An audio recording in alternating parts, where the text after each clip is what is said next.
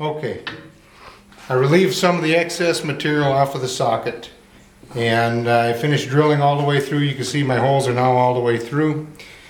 When you grind, you're going to end up taking a little bit more off of the heel than what you will anywhere else. And again, I still have to take some material off of here, but it's easier to do and make it parallel after it's been cut.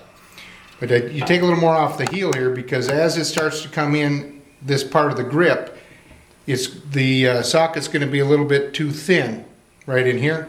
So you have to take a little more off the heel so it's a little thinner right here, or you have a little less material in the way, and that'll allow you a little more space for the rest of your socket. Now when I did all that grinding, I ground off my original set of lines, which were basically just a starting point to kind of give me an idea where to drill and where my cuts were going to be. But afterwards, now that I've got it ground down pretty close, I have drawn my lines back in. This is approximately 3/4 of an inch. Not really critical, but I wouldn't make it any shorter than that. Longer certainly wouldn't hurt you either. So here's my mark coming across. It means not the long mark here is just for show. But I made another diagonal mark, which is near 45 degrees. Maybe not quite exact, but again, that's not a critical angle. But just as long as you've got a fairly deep angle. I wouldn't go with anything too short, although it may not be a problem either. This works for me. Now, this is one of the most important steps before you cut it in two, is truing up both sides of the risers, top and bottom of the riser. Now, when I ground my grip in, I did not finish out the rest of my riser, because I need to have some true edge in order to be able to clamp everything back together with. I made a mistake one time, and to the point where I have not forgotten since, in that I didn't true up both sides of the riser.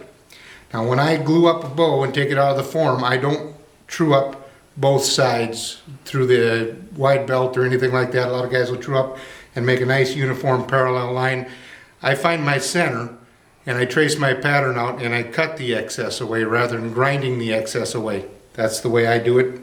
If you straighten up both of them all at the same time, this step may or may not be necessary for you. I certainly would double check it before I cut it. The one I did not true that up with, I shimmed and I drew a line and everything under the sun, trying to get it back on line in my jig to where I thought it was pretty good, or I thought it was straight. And when I completed it, I worked on the bow and I couldn't get it out of my mind that the thing hadn't been trued up when I put it back together. It might have been just fine, but since it continued to work on me, I just was never comfortable with that bow, and I ended up cutting it in two and used it to fill the garbage can. This particular bow that I'm doing right here is supposed to be, if it works out to the right poundage, but it's supposed to come in at somewhere between 85 and 90 pounds at 28 inches. This bow will be going to Africa this summer. With any luck, the new owner to this bow will take an elephant with it. That's by design. You'll see I'm working with a couple or three different bows in this build, and two of them, one's a plains game. It's going to be in a 70-pound plus category at 28, and this one's going to be in the 85 plus category at 28. I have no qualms whatsoever about making a socket for these, and again, if anything, the socket will strengthen the bow in the way that the bow is built. All the extra steps that I've put in to make the riser stronger. The weakest point on this bow, as it would be if it was a one-piece or a two-piece, is always going to be where the sight window's at. And that would be the case with anybody's bow, yours or mine. The socket really does not cheapen the quality of that strength, or lessen the amount of strength in them. So what I'm going to do is try to true this up. My edge sander is a pretty good size here, but because the bows are longer, what I'll do so that I can get towards the middle where the plate is truer, is I open up my little vacuum port here on the side. It gives me a little bit more room to work. Turn on the vacuum.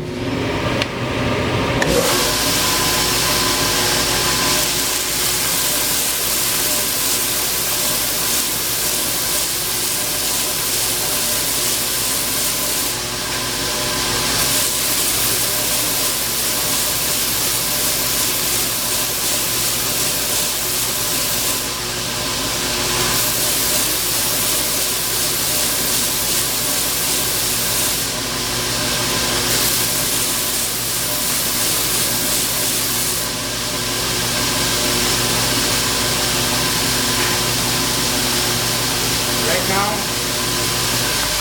I ground that one side, I can do them both at the same time. I'm trying the other side and check on this trued plate right here to see if I've got any wobble. And both surfaces mate down really good. It doesn't wobble as I try to get it to rock a little bit on the plate. And this side seems to be good, so we'll do the other side.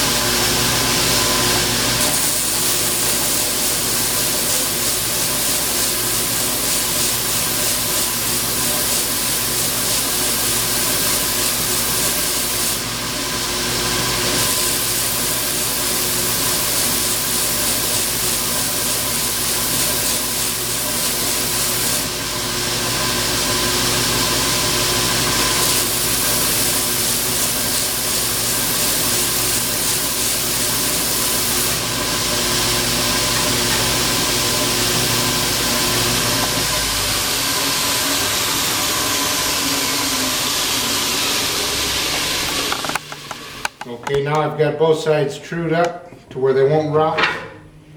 I don't feel that it's important that they're true to each other. The clamping jig that I'm going to use is going to use one side as a base, the other side's where the clamps go, and clamps are really not that precise that these would have to be true to each other. As long as this side is true to, as long as the top is true to the bottom. I used to cut my sight windows out previous to these steps because I just, that's the way I did it. And I didn't have any problems whatsoever. The problem in doing that is that you remove a good chunk of this straight edge. Now, I make a bow called a Thunderchild, which has got a much shorter riser.